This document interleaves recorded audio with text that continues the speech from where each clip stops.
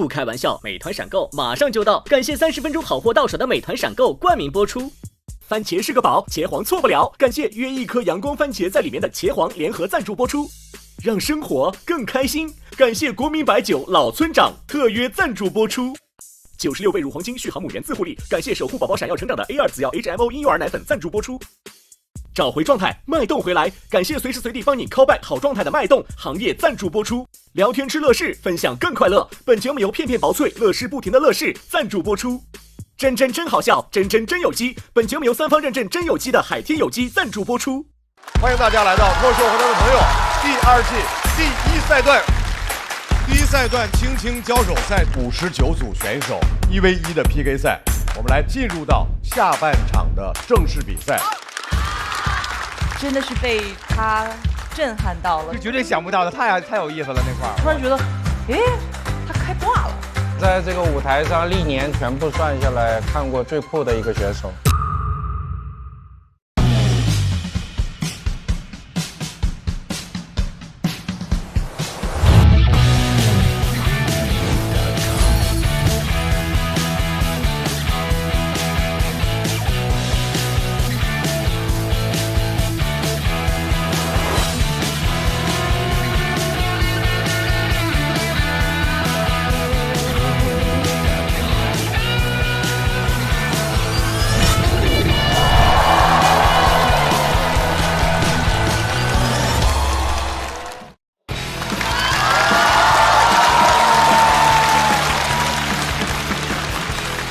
不开玩笑，美团闪购马上就到，感谢快了不止一点点的下一代购物方式美团闪购冠名播出。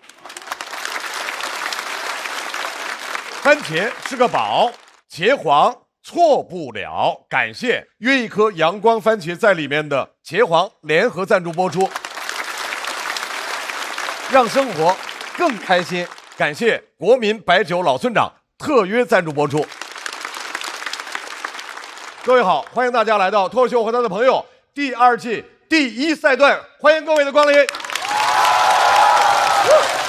我们这一赛段呢叫做轻轻交手赛，目前鲁豫老师、罗永浩老师、梁展等已经都用完了，只有李宇春老师和大张伟老师还有让待定选手等一等的机会。对，我们来进入到我们下半场的正式比赛。首先要上场的一组 PK 选手是韦大爷和邱瑞。邱瑞，韦大爷。先上场的这位朋友呢，其实他自己都不用亲自说了他有自己的俱乐部哦，俱乐部里面人才辈出广受好评。那么，这位笑妈喜剧的主理人韦大爷，掌声有请。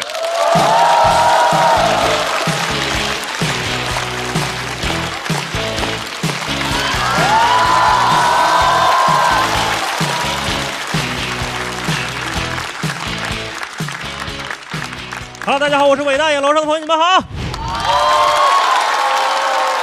去年节目播完之后，生活发生了很大的改变，很多人都找过来了，包括我的大学。我校庆那天我就回去了。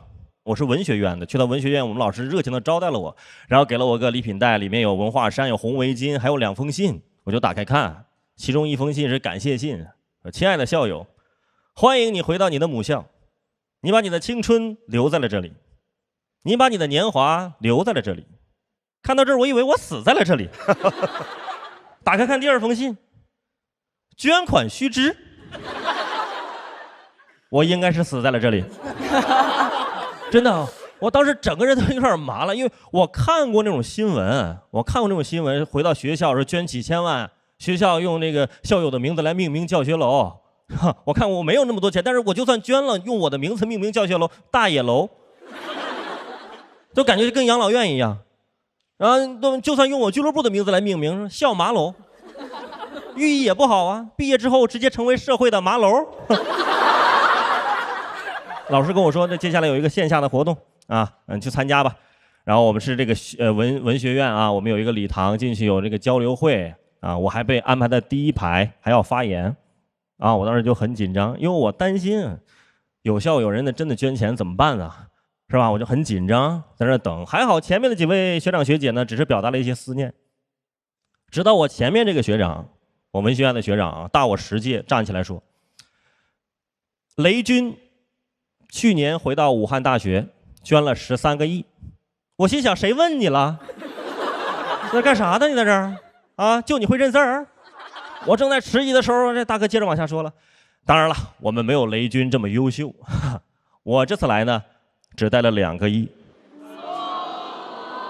我脑子当时就炸了，朋友们，说完了，下一个就是我怎么接呀？啊，我只能说我死在这儿，我把遗体捐给学校吧。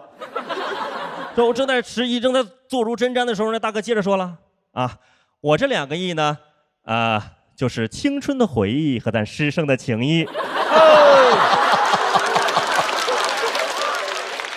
我说玩这个是吧？今天，好家伙，你这不止2个亿啊，你还有虚情假意跟忘恩负义呢，你这是4个亿啊，4个亿啊！我们院长听到2个亿的时候，噌都站起来了，听到后面噌又坐下了，紧急撤回了一个 respect。这研究了一辈子诗词歌赋的文学教授坐下的同时直接说脏话了，真的，我心想学长那会儿我就想送他1000万，我让他出门千万要小心。好，谢谢大家，我伟大，谢谢各位，拜拜。虽然幽默欠佳，但意义很可，意义很可，还是有可取之处的，我觉得。给大家普及一个情况啊，就是从去年到现在，他的那个校妈俱乐部经营的非常好。那肯定啊，好到什么程度呢？现在是长沙的新地标，还有一个称呼，叫做开福区迪士尼，一票难求。怎么能经营的这么好呢？伟大改名叫伟大耶，太伟大了！首先，我觉得是因为长沙这个城市比较放松，然后我们长沙出来的演员其实也非常chill，大家看到的曼村兄弟哈草，包括今年要看到的一些新人，大家都会比较放松。就是长沙这个城市给我们带来的这种感受是这样的，大家感谢我们长沙的观众，因为我们长沙的观众非常的好，因为平常我们去其他城市演出就很少有晚场的演出，只有我们长沙可以演晚场，观众的这个反应还是会非常好的。所以我觉得是感谢长沙和我们长沙的观众朋友吧，感谢他们。再次谢谢伟大今天给我们带来的精彩表演，谢谢大家，谢谢大家，谢谢。伟大在休息区稍微等候。好嘞。要和伟大进行 PK 的这位朋友，真的是脱口秀的老朋友，好久不见，非常想念。来了，掌声欢迎秋瑞。秋瑞。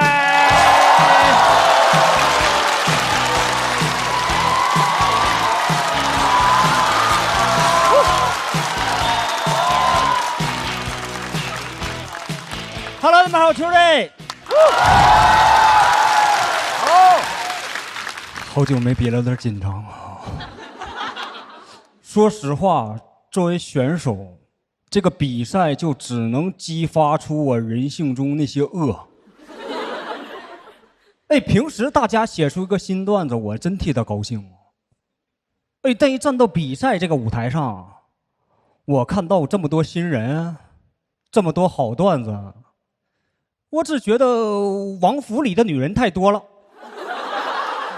这时候看同行写出一个新段子，感觉就像跟你一起争宠的嫔妃，她又怀孕了，我一胎也没有。我知道做姐妹的应该替她高兴啊，但我更多的是焦虑，看着自己那篇空白的稿子，有点跟华妃共情了。我说怎么人人都能生，偏偏本宫生不了？我不知道人家咋写出的新段子，就去学习嘛。我去看黑灯一整个专场，就是在说自己眼神不好这个事儿。说实话，有一瞬间，我想把他眼睛治好。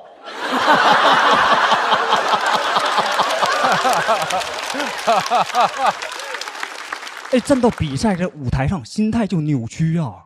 看着台下你们手握投票计的时候，我感觉自己好像站到了一个宫斗游戏的弹窗里，等着大家是救救我，还是打入冷宫。但这行不比又不行，我就去年没上，就被打入别人屁股里了。给没看过的解释一下啊，毛豆写了个减肥的段子，把我夹进去了。对不起，对不起。没事，这就是所有信息了，后边都能听懂了哈。其实我看完那个段子没觉得有多冒犯啊，喜剧嘛。但网上有人替我感到冒犯，给我发私信说：“秋瑞，你赶紧举报毛豆，低俗色情。”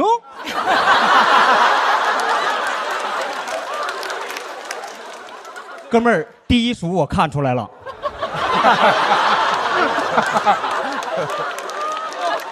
我也真不是替毛豆说话哈，就他这个梗要是不写我的话呀，没有别的办法啊。你们肯定知道，这种提人名的段子，一定是写越红的人效果越好嘛。哎，偏偏就是真正的大明星，你也不敢夹呀。不信就把他这个段子里的我随便换成一家哥哥，结果都特别恐怖。段子7点播的，7点01，行业又没了。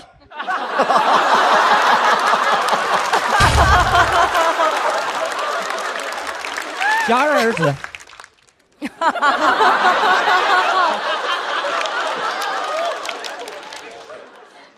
就现在这个网络环境你想写个笑话太难了。我们读稿会聊毛豆这个本子第一个讨论的都不是怎么改能更好笑，是到底夹谁能不上热搜啊？平时读稿会只有编剧参加那次法务都来了，说可不能碰流量有收律师函的风险。我们就让 AI 当原告模拟了一下后果到底有多严重。AI 是真敢判呐。他上来要告毛豆软禁，公关部门的来了，说写自己人的话也别写异性了，小佳也不行。本来小佳和小佳是多好的谐音梗啊！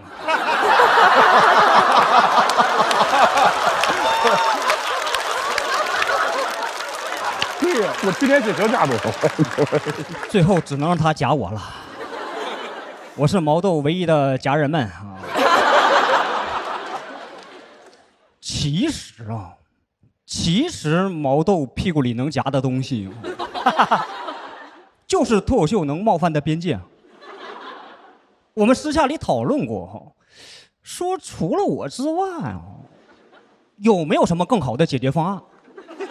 说夹了不能被网友骂，还有热度，甚至能被网友夸。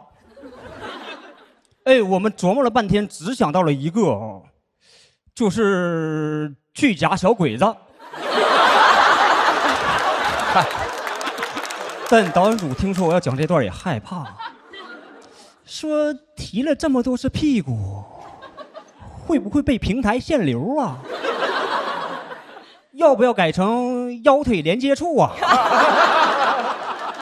对吧？网上就根本找不到那种说出来能让所有人满意的教科书式的表达，甚至教科书在网上都有些网友骂。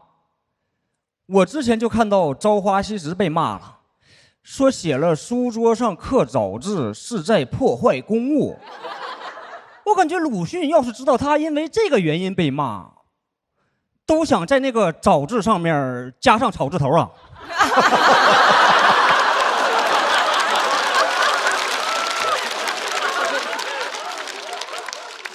我现在上网就不说话才安全偏偏我们又是靠说话吃饭就导致网上发生有些事儿，本来我不想说但他有人艾特你。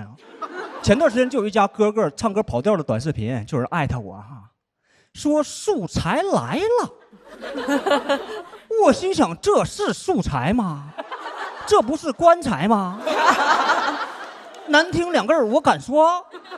评论区好几万条留言我的心情跟那个热评第一是一样的你们不说我也不说。脱口秀现在最重要的是好笑吗？不是安全吗？外边太危险了，我回毛豆腰腿连接处了，拜拜。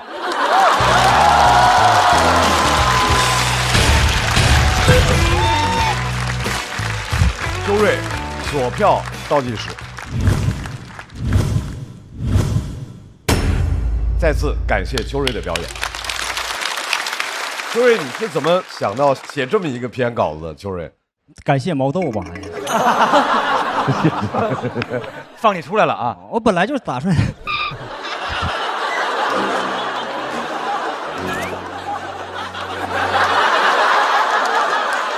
I'm sorry, I'm sorry, 秋瑞 I'm sorry, sorry。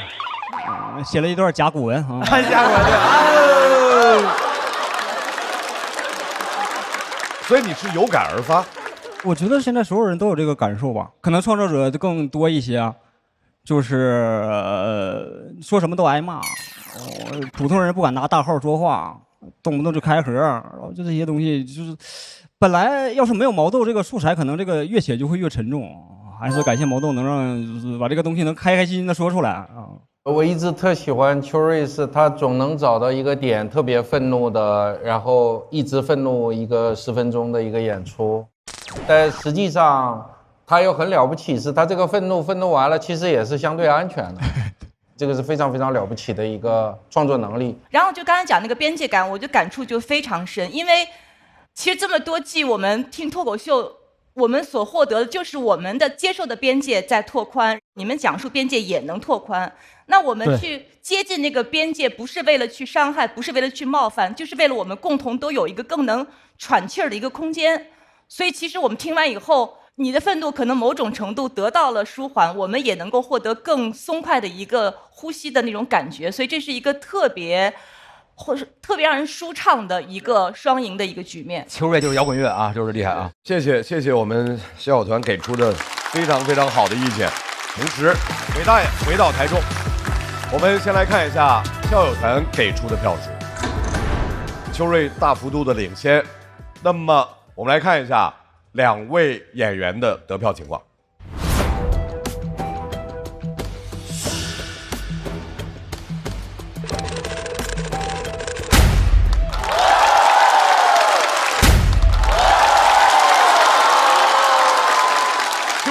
260票，很高的票数，恭喜秋瑞晋级区，韦大爷待定区了。对不起，主持人，不该把你夹在屁股里，对不起。马上要进行 PK 的2位演员是艾斯和小帕。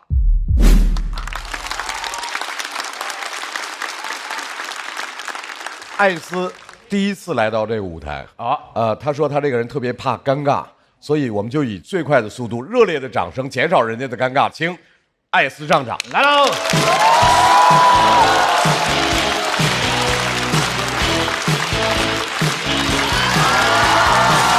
艾斯来了，来自我们北大的阳光大男孩，也是我们在读大学生代表队中的一员。对。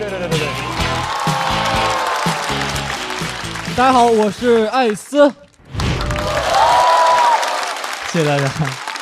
我是一个学生，然后平常生活里确实比较害怕尴尬，有很多尴尬的事情过了很久也会记忆犹新。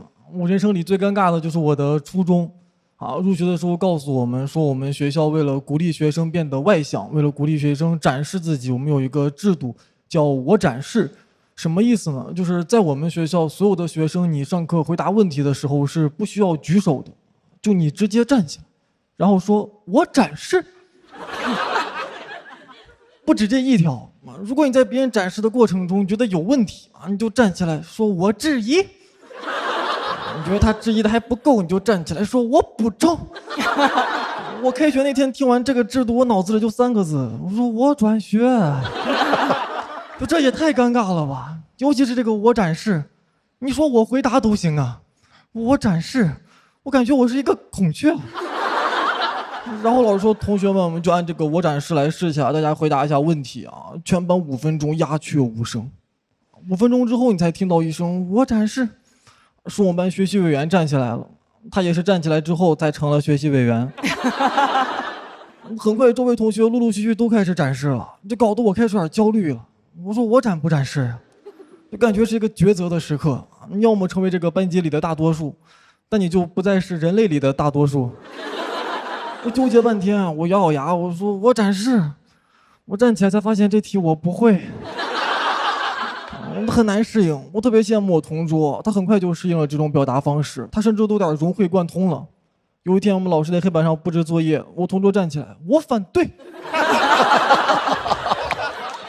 他是真厉害。后来基本全班都适应了这个制度啊，反而是很多新入职的老师适应不了。你想刚刚毕业的大学生来上自己的第一堂课，问自己的第一个问题啊，同学们，杜甫是哪一个朝代的呀？你正常的时候大家又一起唐朝，我们班50多个人拍案而起，我真是。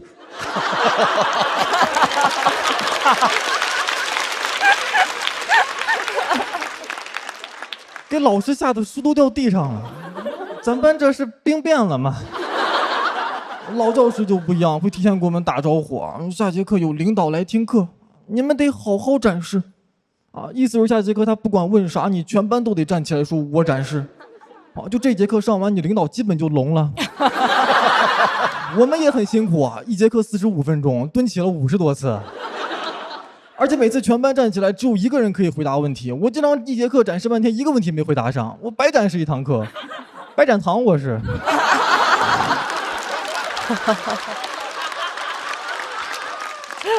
长大后和朋友聊天也很难融入啊，他们吐槽说这个小时候的动画片也太尴尬了吧，里面的人动不动就大声喊出自己的招式名。我就说还好吧，有那么尴尬吗？奥特曼他也没有跳出来说什么我攻击，这也太吓人了啊！对面小怪兽看到都懵了，互相讨论他为什么要说我攻击啊，我母鸡啊。我们校长他显然忽略了一个显而易见的事实啊，就是在我们那儿只有我们这一所初中实行了这个制度，我们毕业是要上高中的呀。你上高中根本适应不了。我上高中第一天我就告诉自己，我说艾斯，这是一个正常的学校，你可不能展示啊。你得举手，但朋友们，你养成一个习惯只需要21天，我展示了3年，那根本不是我给自己打一个预防针我就能解决的，你根本控制不了自己的本能。我开学第3天就展示了。老师问了一个特别简单的问题啊，同学们，借问酒家何处有的下一句是什么？我条件反射，我展示。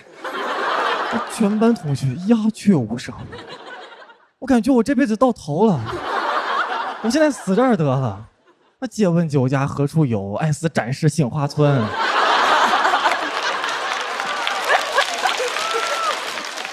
你就感觉那个时间暂停了5秒，5秒后全班哄堂大笑，啊，那是我人生第一次炸场。只有我同桌没笑，他看向我的眼神有一点恐惧。我瞎给他解释，我说我也不是突然变成这样的，我过去3年每天都这样。我觉得当时啊，高一是我这个16岁人生最尴尬的瞬间了，你不可能有比这还尴尬的时候了。直到2周后，我又展示了一次，全班又是哄堂大笑。那个瞬间，我就知道我的高中生活完蛋了，啊，就你不可能有什么这个变化了，你也不可能改变同学们对你的看法了。我就算之后考了这个全校第1啊，照片被贴在公告栏里面，你路过同学看到了也只会说：“哟，展示哥。”唯一能让我稍微平衡一点的，就是隔壁班有一个展示姐，我初中同学，啊，我们每次见面都会互相关心对方。哎，你最近展示了吗？你仔细一想，初中同学毕业之后散落到各个高中啊，都会成为各自的展示哥、展示姐。我们真的是聚是一团火，展示满天歌。这个段子比较洗脑啊，之前在线下演，有一次在一个地铁站被一个观众朋友认出来了，他说：“艾斯，我特别喜欢你，我展示这个段子，我可以跟你合个影吗？”我还挺高兴的，我说好啊，我就感觉他终于是一个快乐而不是尴尬的事情了。然后观众朋友说：“艾斯，我们能不能拍一张 live 图？我们边拍边说我展示。”我说在地铁上展示了，感谢谢谢大家。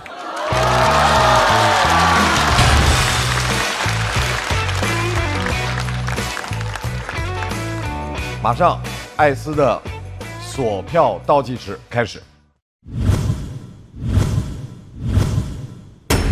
好的，再次感谢艾斯的表演。艾斯，你现在的身份是？现在是在北大读研。哦，是什么专业啊？计算机吧，相关软件工程。研几？明年毕业应该是。啊，明年毕业。所以你和小鱼，你们，对我们是一个社团的。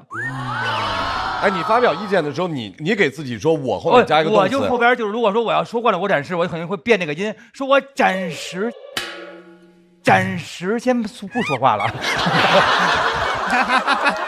我本来应该梗是这个，就把那个改一下，这个音调就应该也行哈，自救一下啊。你是到了最后结束的时候拍的灯？对啊，因为我觉得他特别的可爱，不知道为什么，就他说话那个语调，我特爱听，感觉特像同学跟你聊天那种，对，非常喜欢。而且这种站起来就是回答问题这种经历都有过。罗老师，您要展示些什么？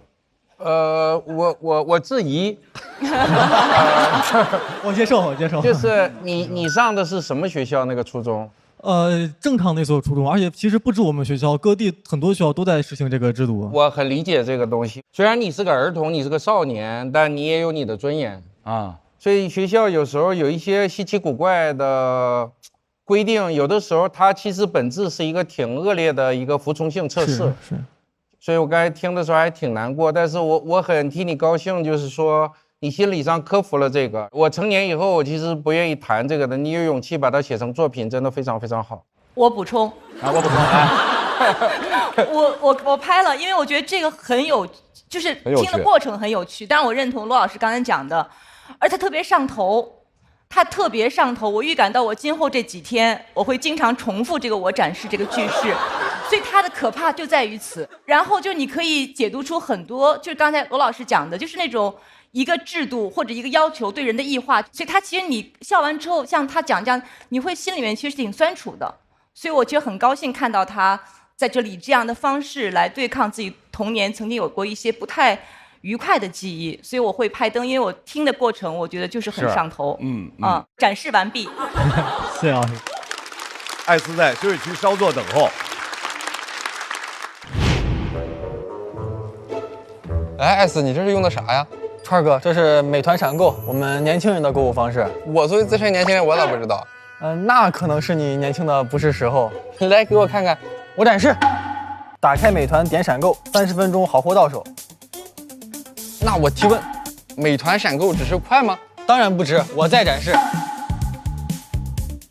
美团闪购品类丰富，好货多多。我展示。哎，哥你干嘛？我学习，我服气，我拿走。我不学。下面要出场的这位朋友是一位来自新疆的新朋友啊，他的名字叫小帕，但是他的自我介绍专门写的是我不怕。让我们欢迎不怕的小帕。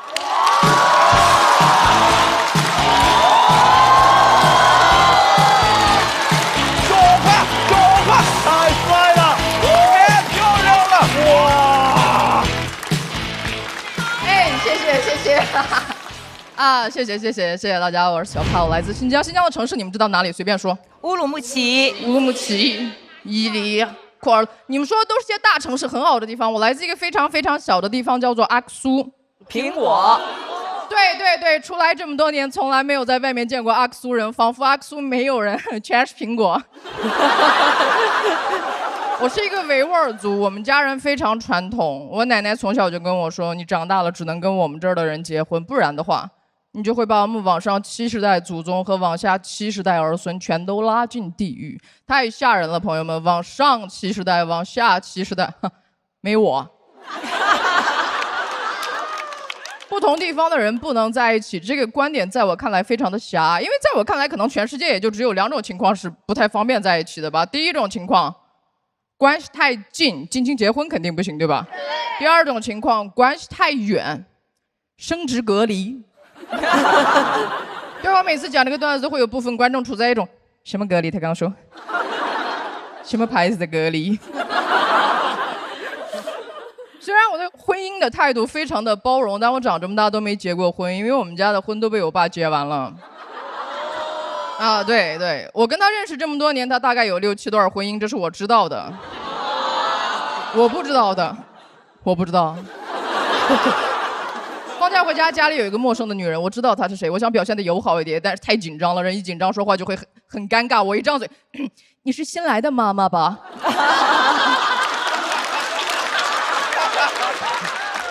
在家尴尬，出门也很尴尬。还记得我来自哪里吗？阿苏，苹果比人多的小地方，就在这样一个小地方，我爸结过几次婚，谈过几段恋爱。我跟他一块儿出门，他要是拉着我走着走着莫名其妙的掉头了，我就知道 OK， 碰到前妻了。而走着走着莫名其妙的跟我说滚远点，我就知道 OK， 碰到未来可期了。随着年龄的增长，我开始越来越好奇，为什么有人会愿意嫁给我爸？我太好奇了，我甚至问出来了，我说六妈。你为什么会跟我爸结婚？因为我爸脾气臭，爱喝酒，不干家务，家暴，赌博。他把我打断了，说孩子，我知道你爸有很多问题，但未来他肯定会更成熟的吧。那年我爸52岁，52岁还没有熟，我怀疑我爸是一颗猕猴桃，因为那个东西我什么时候买它都是生的，买完放在家里，它的状态就是生的，再一看烂了。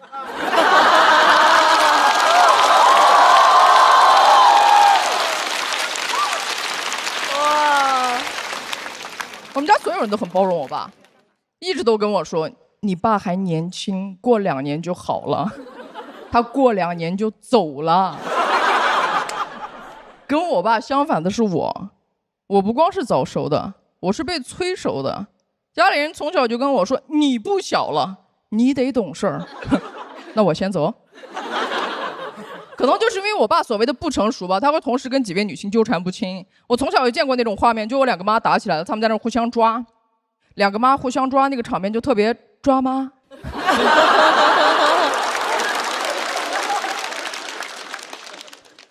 我现在是开玩笑跟你们把这个事儿说出来的，但你们知道这件事情给我留下的阴影有多大吗？我今年33岁了，依旧见不得那种楼下2个老太太抢矿泉水瓶子的场景。我会应激，朋友们，我只要一看到就是完了，哦，又是2个女人抢1个垃圾。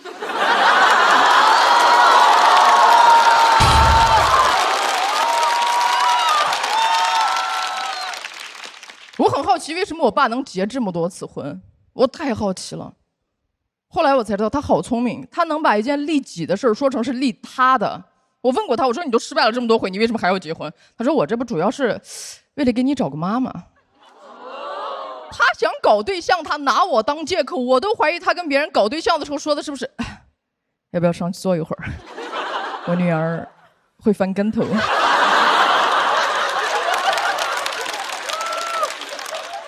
如果他结婚真的只是为了给我找一个妈的话，不应该稍微参考一下我的想法吗？不，我跟这位母亲婚前都没见过，凭什么？她自由恋爱，我包办母女。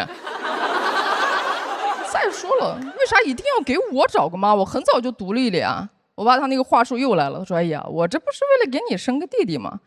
对吧？等你以后嫁人了，你老公打你的时候。”你弟弟可以保护你，那一刻我就明白了一个道理，朋友们，这个世界上不一定会有男人爱我，但是一定会有男人打我。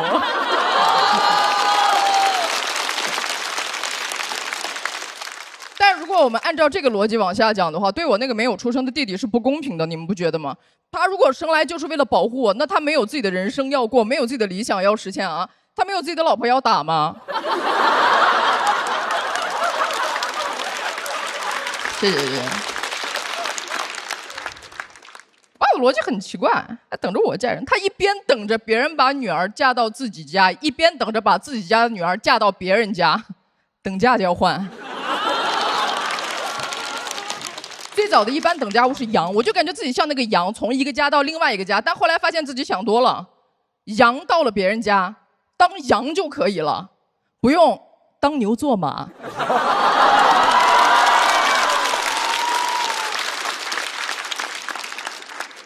我爸一直没有儿子，他求而不得，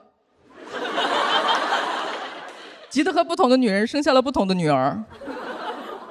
那一刻我发现我爸可能也没有那么聪明，因为他都已经用上控制变量法了，为什么还没有发现问题在哪儿？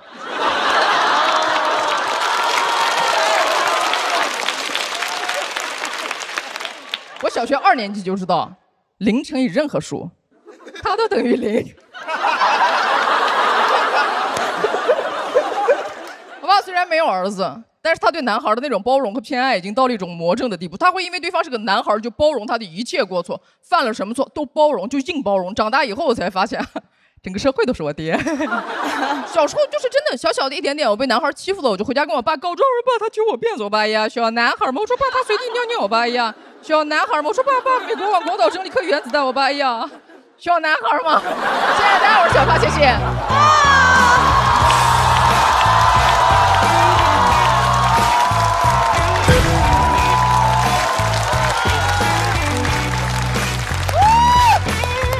完美高票。小帕的锁票倒计时，再次掌声送给小帕。小帕为什么在这个舞台第一次和大家见面的时候选择这个题目？因为我不知道我能在这个舞台上待多久，所以我想就是第一篇就把自己最想讲的东西讲出来。太牛了啊！小帕是我在这个舞台上历年全部算下来看过最酷的一个选手。谢谢谢谢。对，还有我们在这个舞台上，不管男生女生，就是原生家庭有那种稀奇古怪问题的，我们见过无数次，但是从来没有一个人能够做到像你这么完全举重若轻的把它讲了，以至于我们有一个疑惑，就是说第一，如果这件事在你成长过程中没有造成真正对你的伤害和困扰，以至于你能这么坦然的处理，那你是非常非常了不起的。如果这件事给你造成了困扰，你仍然能这么云淡风轻的把它当笑话讲出来，那是更了不起的。所以不管怎么样，这个结论只能指向了不起和更了不起，非常好。谢谢谢谢谢谢谢谢。我真的是被他震撼到了。我到后来就是内心一边其实觉得很过瘾、很好笑，但同时内心其实我也有很多的愤怒。我的愤怒不是因为我经历过这些，就是他让我能够进入到他的那个状态里面，我在愤怒他跟我讲述的那个状态。我本身是一个其实挺 peace love 那种特别淡定的那种人，所以我很少能感受到这种状态。我特别谢谢小帕让我第一次能够感受到这样的感觉。谢谢谢谢鲁豫老师，谢谢。你是什么时候发现脱口秀这个东西能够帮你说出这些东西？还是我会收到一些私信，或者有一些人过来跟我说，小帕，其实我也有同感，或者说我也经历过类似的情况，就是你让我知道，就是哪怕经历了这些，我们依旧可以就是有力量的活下去。谢谢谢谢。我有点，你是说被震撼到了，或者我被惊到了？我甚至觉得，今年的这个脱口秀的舞台上，究竟的这样的一个边界拓宽在了哪里？我们能说的话题，能表达的态度在哪里？我觉得好像更宽了。对，我觉得它是一种未知的。是的，是的，谢谢谢谢春春。让我们请艾斯回到台中。既然是 PK 嘛，总要看一下分数。先来看一下笑传，小帕40，艾斯20。在全场观众投票结束之后，我们看一下他们的得票数是。演出过程中有10几秒，我大概是空白的状态，脑子我在哪，我在干啥呢？感觉比我想象中好，因为我想象中可能是我忘词儿了，或者节奏彻底乱掉，但这些情况都没有出现，所以今天还行。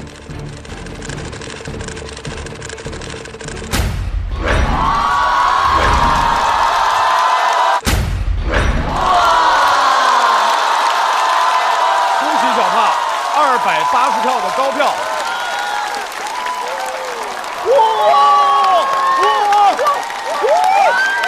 漂亮！恭喜小帕进入到晋级区。来，艾斯暂时进入待定区。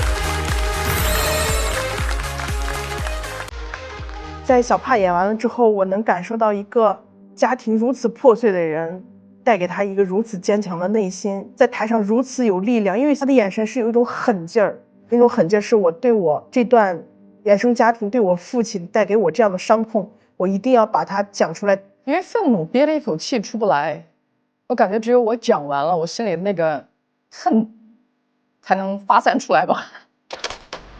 它带给我的很多伤害，一直到现在都如影随形，我没有办法去彻底的治愈一些问题，而且随着年龄的增长，我发现我越想逃离它，但我身上就出现了越来越多像它的地方，然后转而就开始恨自己。其实小帕并没有跟过去完成所谓的和解，他其实还在挣扎的过程当中，他可能每一天有些时候在人间，有些时候又在一个痛苦的境地当中，所以这还是在一个天人交战的日复一日的过程当中吧，所以这是我会很心疼他们的一点。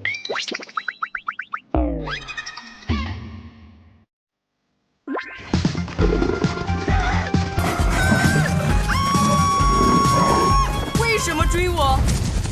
你不是在追我啊，是我在追你。你怎么穿成这样？谁让我说了牡蛎包的梗？懂了，那演吧。为什么追我？因为你点的美团闪购到了。不管在哪儿，美团闪购追着也要30分钟送达。美团闪购30分钟，好货到手。天哪，我们为什么要接这样的商务啊？你接我能理解，但我是为什么呀？马上要上场的2位，又都是第一次来到这个舞台，都是新人啊。那么接下来要1v1 PK 的是韩大狗和二哥。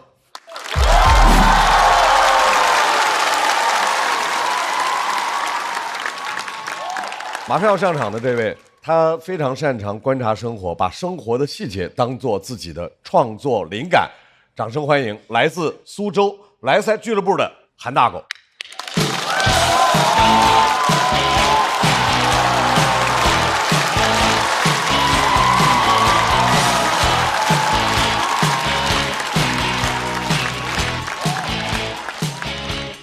大家好，我是韩大狗。第一次录节目，很紧张，也很激动。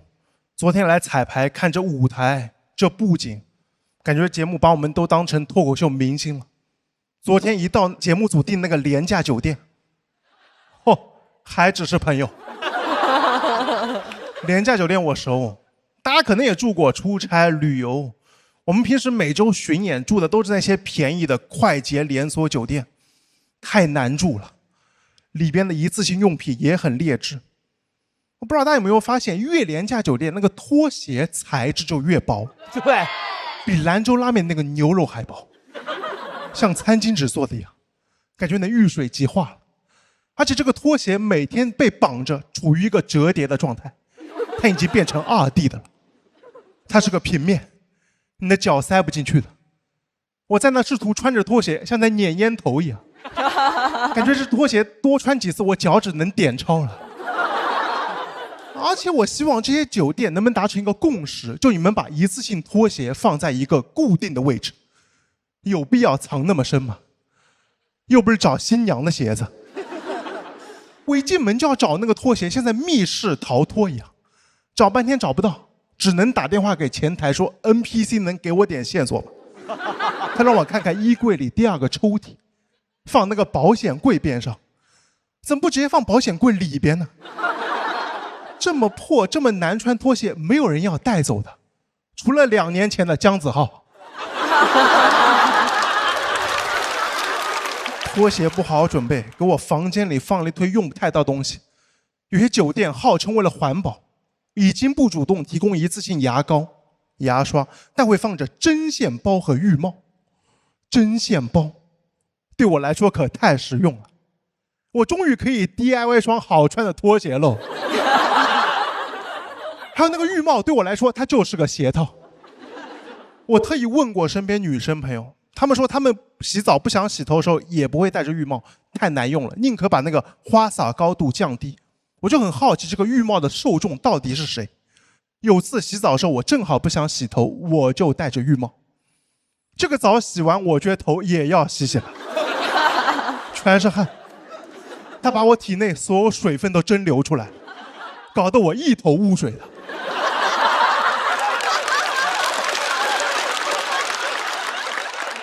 想着赶紧找个吹风机吹一下吧，吹风机比拖鞋更难找，总是放在一个绒布袋子里面给你藏起来，搞得像这个房间的公章一样。我每次找这个吹风机，我就懊悔，我说我刚才找拖鞋的时候好像看到过呀。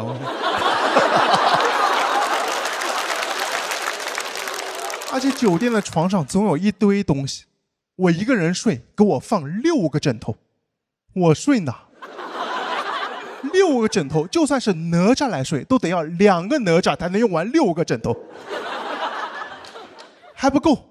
床尾还会放一条我把它叫做围巾的东西，一条混天绫。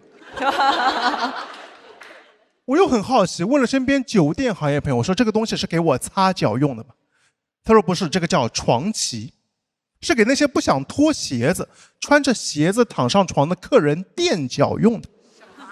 我说那你就好好准备一次性拖鞋不就可以了吗？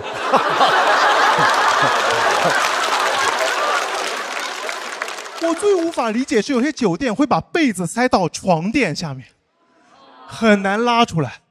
他们说这个叫西式叠被法，我说不用，给我来个中式的就可以了，把被子叠成豆腐块放在床上，对，塞进去又很难扯出来。我一边扯那被子一边说这设计也太扯了，那么怕我睡进去吗？我都急了，我说我真的需要被子吗？我盖那6个枕头得了，觉得冷还有一条围巾吗？不是，最后还睡进去了，睡在被窝里动也没法动，感觉自己睡在一个大型的一次性拖鞋里边了。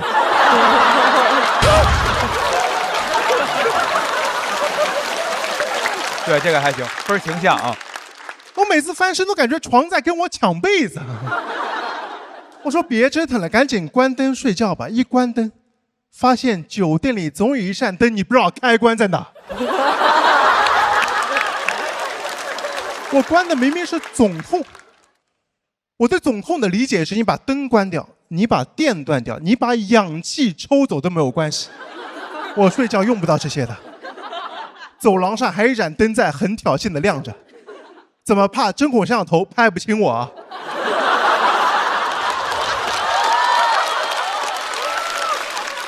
酒店里灯的开关搞得像那个酒桌游戏一样啊，这个是开，这个是关，你猜这个是开还是关？而且有些酒店总喜欢在房间里装一些平时大家装修不会装灯。住个酒店给我床底加了一圈氛围灯，我愣是没找到开关在哪。那一晚上我躺在那个洁白的床上，边上一圈金光闪闪，床边还有双纸拖鞋。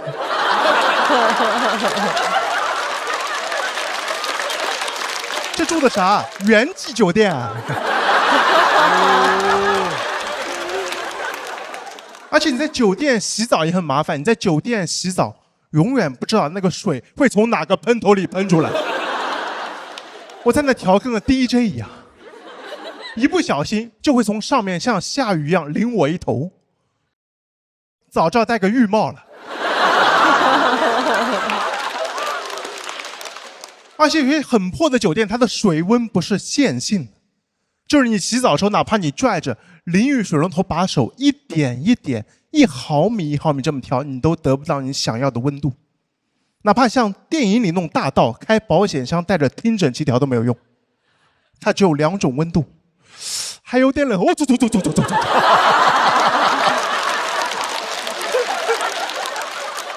破酒店，搞得我澡也洗不好，觉也睡不好，晚上踢被子脚还崴了。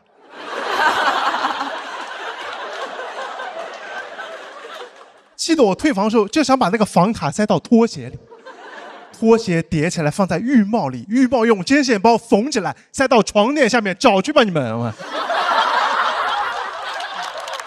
估计很快就找到了，有摄像头嘛。谢大味韩大狗，谢谢。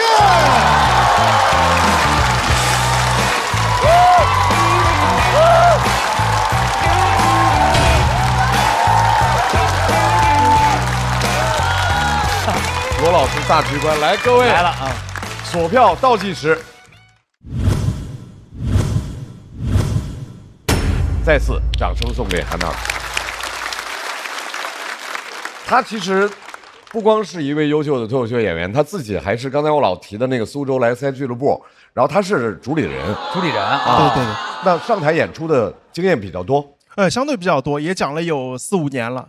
刚才特别有感触，就是那个晚上蹬被子那个，就是晚上那被子就真的是卡的巨死。我之前每回倍儿困的时候，都得把那个蹬出来之后，开始蹬，晚上自个儿玩印度泡饼在那儿。你说还有一个什么床会有氛围灯啊？跑马灯啊？它底下有一圈，围着床底做了一圈那个氛围灯。跑马灯，跑马的汉子，你在上面。我就是开了眼了。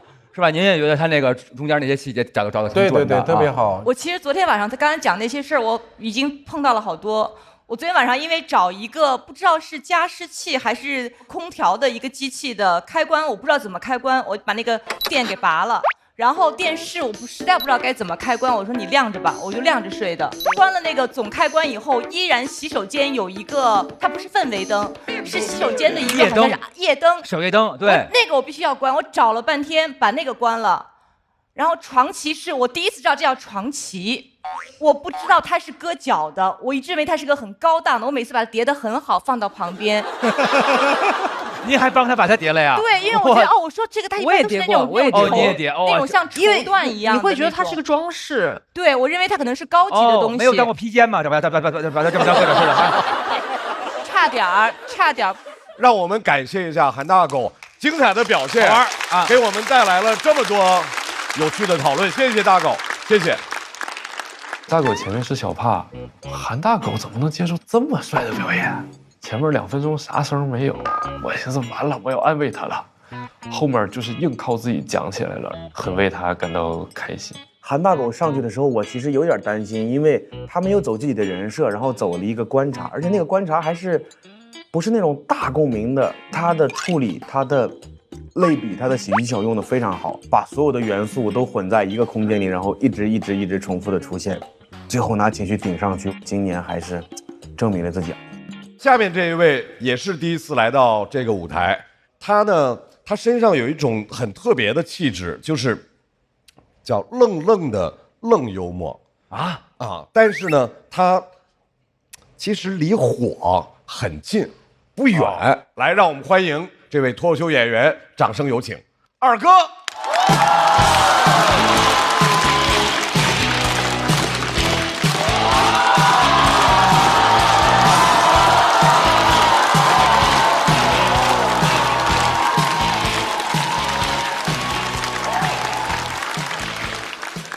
Hello， 大家好，我是二哥。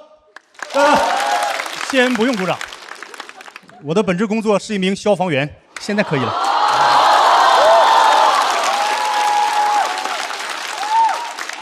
真的，你们很可爱，但是你们也很幸运，因为你们今天遇到的是在讲脱口秀的我，而不是工作中的我啊。我喜欢讲脱口秀，是因为它能够让我讲真话。以前没讲的时候，经常有人问我，说你为什么选择做一名消防员？我说因为喜欢，因为热爱。但讲了脱口秀以后，我得抒发真情实感。什么喜欢，什么热爱，不是还有责任、使命和担当吗？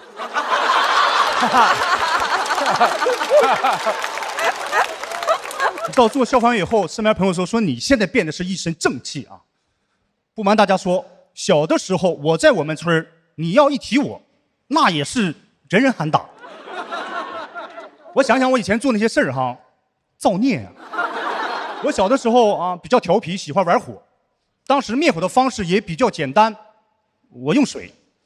我记得一天1盆水过后，火一点没灭，棉裤烧着了。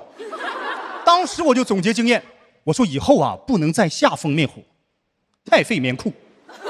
你知道在我们农村春耕的时候需要用火燎荒，我家地少荒少，燎的不尽兴啊。我把整个村荒全燎，大火烧2天，罚我爸6000。我爸跟我说他想要2胎，我说爸要2胎不还得罚你吗？我爸说可以先把你掐死啊。我当时不仅喜欢玩火，我还喜欢放炮，炮干放不尽兴啊。我往我家鸡窝里面扔，往狗窝里面扔，往我家菜窖里面扔，鸡飞狗跳，太刺激了。因为我妈从菜窖里爬出来了，当时我妈就炸了，喊我爸，我同意要2胎，把2小子掐死，快！就我当时离开我们村来做消防员，那是带着我们村整个村民的希望。他们甚至都不知道消防员是干啥的，就是希望我离开。我走那天，村长都上我家送我，深情地抱着我，说太好了，赶快建设城市去吧，村里能败回来就败回来了。但我来到消防队，我发现啊，我很适合成为一名消防员，因为我第一次救火就受到我们队长表扬。我们队长说：“老二，你可以啊，我还没等教你，你就知道在火场里判断风向。”我说：“棉裤给过我教训啊。”他说：“你怎么在这次战斗中表现得这么从容，这么淡定呢？”我说：“我来之前我见过大场面呐。”这当时年轻被表扬以后啊，人就有点飘了。老战友看不下去了，拿话说我，说老二你现在哪到哪？我敢徒手抓这么长的蛇，你敢吗？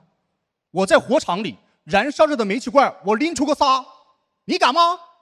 我当时年轻气盛啊，我说我用炮帮过我妈，你敢吗？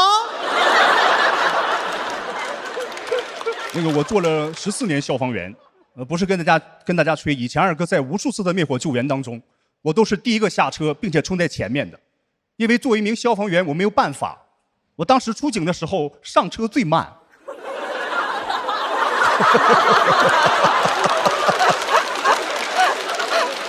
当然，谁不是生来都是一名消防员的？一开始出警的时候，我也害怕，我也恐惧。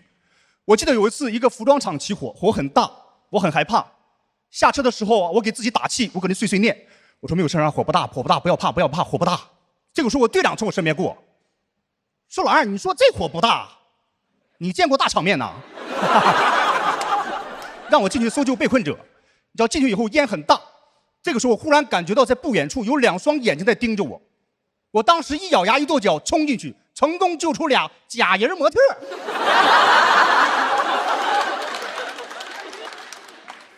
就有的时候想看清一个人真的很难。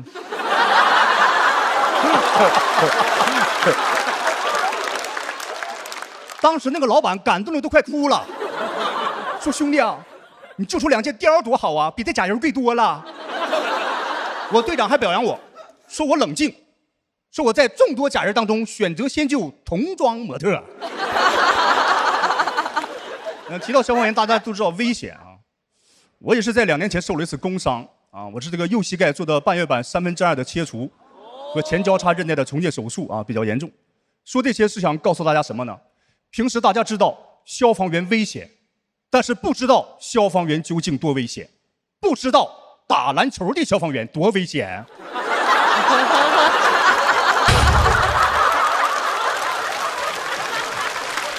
神经病啊！我当时就站在场边，看他们消防员打篮球，就能给我创这样。创我的是我战友，是我最爱的人，伤我最深。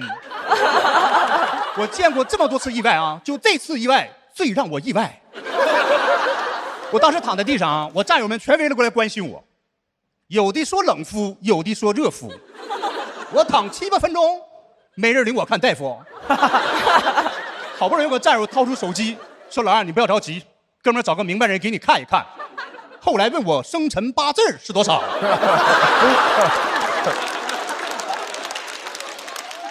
这个时候我队长过来了，我一看我队长过来了，我说队长完了，我可能是骨折了。我队长很严肃啊，不可能，我最有经验。你站起来我看一下来。我猛地一站，就听咔吧一声。队长说现在这叫骨折，送医院。来到医院，大夫很专业，一看片子，妈呀，你怎么整的？我不好意思说，我说我打篮球。他说完了，你以后打不了篮球了。你要是喜欢呢，你只能看他们打篮球了。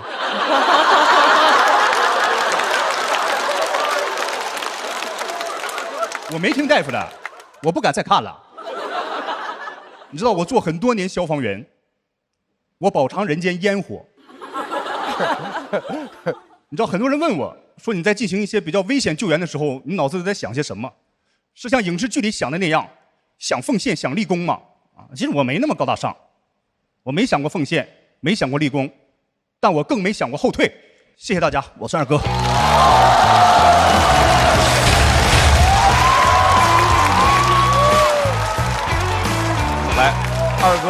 锁票倒计时。再次掌声送给二哥。二哥之前那个在线下的演出经验丰富吗？我接触脱口秀能有小3年半时间，演出机会不是特别多，因为我那个俱乐部现在也不怎么景气。哎，是不是跟毛豆一个啊？对啊，毛豆走了以后就更不好了。我为什么问这问题？我觉得他在台上还是很从容啊，对非常从容，控台、控节奏、控和观众的互动，等观众的情绪反应的那个点位都是很准的。我喜欢，就是他的表演是那种元气充沛、浑然天成，就一气呵成的那种。可以。然后这种东西如果没有人生的那个经验那些绑在一起，是根本不可能创作出来，所以特别喜欢。我是因为我们家有很多警察，但是从来没有一个消防员，所以他当时在讲他的那个他的一些窘迫的事情，然后他的害怕，他的脆弱，然后他的调皮捣蛋。就是这个形象，就是在我面前就是特别的鲜活，鲜活了。对对对，所以对我来讲是特别打动我的。好的，对这个调皮捣蛋，我觉得二哥就特别好的展示了，就告诉我们，如果你是第一次登上一个这样为电视制作的一个节目的舞台，这是最好的呈现自己方式。就里面你瞬间能够知道这个人他的性格、他的人物，就这个人一下就火起来了。跟毛豆，你们本身那个。一块儿俱乐部的时候，就是你们俩会交流梗的那种方式吗？因为他们出梗有一点点像，是不是？对，会交流。毛豆是我这个讲脱口秀领路人。领路人这个词儿挺少见的。啊，对，我是看了他以后，我感觉他就是给的比较直接，我也比较喜欢这样。你知道他是海军，我是消防，你们那儿都凑齐了。对，他乘风破浪，我勇闯火场。看一下两个人的票数情况。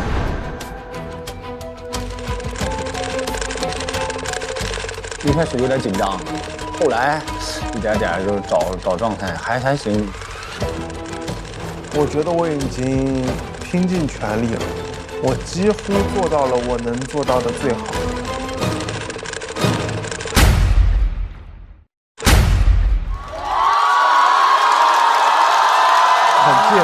很近，非常近。韩大狗228，二哥212，恭喜大狗进入到晋级区，二哥要在待定区稍微等候。下面1为1的这2位都是大家的熟面孔，马上要进行 PK 的是穆京云和张俊。